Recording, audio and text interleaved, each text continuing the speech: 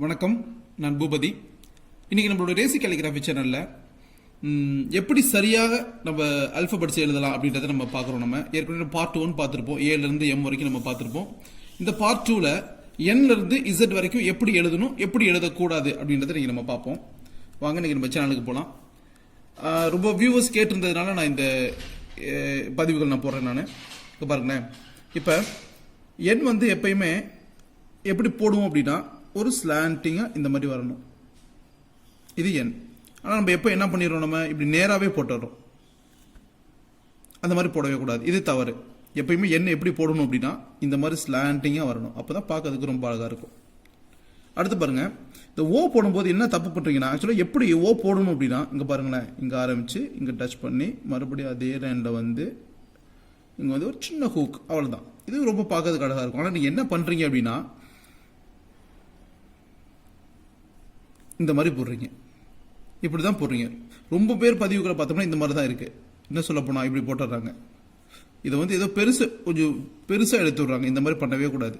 அது பர்ஃபெக்டாக கரெக்டாக போடணும். எப்படி போடணும்னா இங்கே ஆரம்பிக்கிறோம், இங்கே போகிறோம், மறுபடியும் அதே லைனில் வரோம், இங்கே வரோம். இந்த இடத்துல கேப் இருக்கவே கூடாது.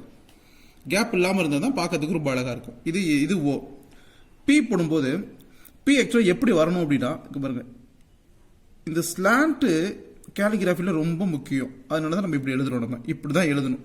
ஆனால் என்ன பண்ணிடுறீங்கன்னா நீங்கள் நேராகவே எழுதிடுறீங்க. இப்படி நேராக எழுதிடுறீங்க. அப்புறம் இன்னொரு இப்படி போடவே கூடாது. இன்னொரு விஷயம் என்ன பண்ணுறீங்க அப்படின்னா இப்படி போட்டுட்டு இங்கேருந்து இப்படி போட்டுடுறீங்க. இப்படி போடவே கூடாது. இந்த கேப்புங்கள்லாம் வரவே கூடாது. அது ரொம்ப அசிங்கமாக இருக்கும். எப்படி பர்ஃபெக்டான பி எப்படி போடணும் அப்படின்னா இதுதான் பர்ஃபெக்டான பி. இப்படி தான் போடணும். இப்போ இப்படி போடும்போது அந்த பி வந்து ரொம்ப அழகாக இருக்கும். சரிங்களா? அடுத்து பாருங்கள், கியூ வந்து உங்களுக்கு எந்த இடத்துல தவறு வருதுன்னு நான் சொல்கிறேன் பாருங்களேன். ஒரு கியூ எப்படி போடணும் அப்படின்னா இதுதான் கியூ, இப்படி தான் போடணும். ஆனால் என்ன நடக்குது அப்படின்னா நீங்கள் எப்படி அதிகமாக போடுறீங்க அப்படின்னா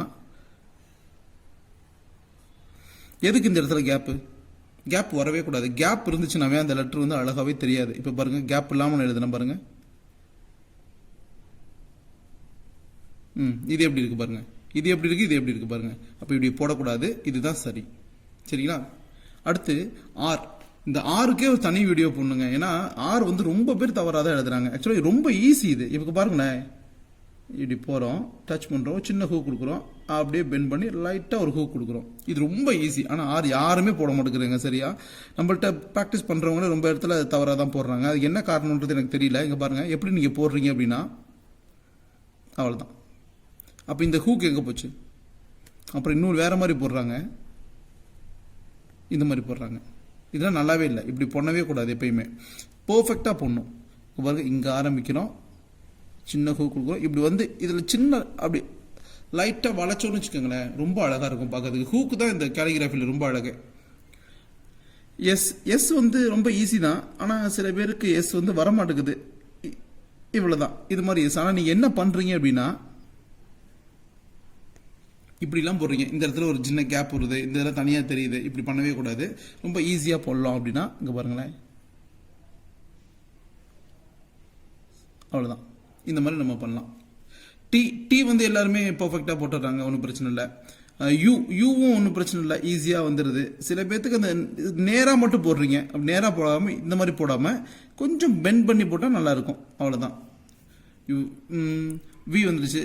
டபிள்யூ ஒன்றும் பிரச்சனை இல்லை. ஆனால் சில பேர் என்ன பண்ணுறாங்க அப்படின்னா இது ஆக்சுவலாக எப்படி போடணும்னா இதுதான் டபிள்யூ, இப்படி தான் போடணும். ஆனால் சில பேர் எப்படி போடுறீங்க அப்படின்னா இப்படி போட்டுக்கிறீங்க. நீங்கள் இந்த கோடு வந்து இந்த செகண்ட் எல்லாம் டச் பண்ணாத மாதிரி இருக்குது. இந்த மாதிரி பண்ணக்கூடாது, தவறு. அதை கரெக்டாக டச் பண்ணணும். அப்படி டச் பண்ணால் தான் பார்க்கறதுக்கு நல்லாயிருக்கும். எக்ஸ் எல்லாத்துக்குமே தெரியும், ஒன்றும் பிரச்சனை இல்லை. கடைசியாக ஒய் வந்து ஈஸி தான். இப்படி போட்டுடலாம், அவ்வளோதான். இந்த மாதிரி போட்டுடலாம். நீங்கள் என்ன பண்ணுறீங்கன்னா ஒய் பெரும்பான்மையாக தவா போடுறதுக்கு வாய்ப்பு இல்லை. இது இப்படி போடுறீங்க. சில பேர் போடுறாங்க இந்த மாதிரி கேப்லாம் இருக்கிற மாதிரி. இந்த மாதிரி போடக்கூடாது. ஆனால் ஒய் பெரும்பான்மையாக கரெக்டாக தான் போடுறீங்க. அதனால் ஒன்றும் பிரச்சனை இல்லை. சில பேர் தான் அந்த மாதிரி போடுறீங்க. நம்ம கொஞ்சம் ஸ்லாண்டாக போட்டோம்னா சூப்பராக இருக்கும். அடுத்து பாருங்கள், ஒய்இசட் எல்லாத்துக்கும் ரொம்ப ஈஸியானது. இது எல்லாத்துக்கும் வந்துடும் ஈஸியாகவே. அவ்வளோதான். இது எல்லாருமே ஓரளவு கரெக்டாக போகிறீங்க. இப்போ இந்த சீரீஸ்லன்னு பார்த்தா நான் பார்த்த வரைக்கும் எது அதிகமாக தவறு பண்ணுறீங்கன்னா இந்த ஆர். இந்த ஆர் தான் ரொம்ப தவறு பண்ணுறீங்க. அடுத்தது பி. இந்த ஆரும் பி இந்த ஓ இந்த 3 எழுத்து தான் கொஞ்சம் தவறாக இருக்குது. அதுக்கு அடுத்ததுன்னு பார்த்தோம்னா எஸ். இது மட்டும் தான் தவறு. மற்றபடி எல்லாமே ஓரளவு சரியாக எழுதுறீங்க.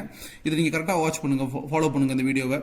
நம்மளோட சேனல் வந்து நீங்கள் சப்ஸ்கிரைப் பண்ணி வச்சுக்கணும்னா கண்டிப்பாக சப்ஸ்கிரைப் பண்ணி வச்சுக்கோங்க. எதுக்காகனா தினமும் நான் நோட்டிஃபிகேஷன் கொடுத்துக்கிட்டே இருப்பேன். நான் ஒவ்வொரு நாளும் வீடியோ ஏதாச்சும் வந்துகிட்டே இருக்கும்.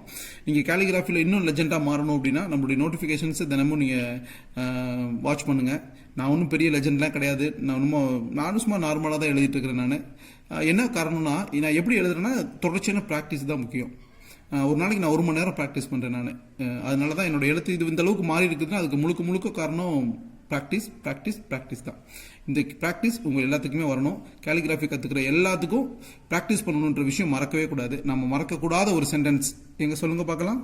Practice makes perfect. தேங்க்யூ.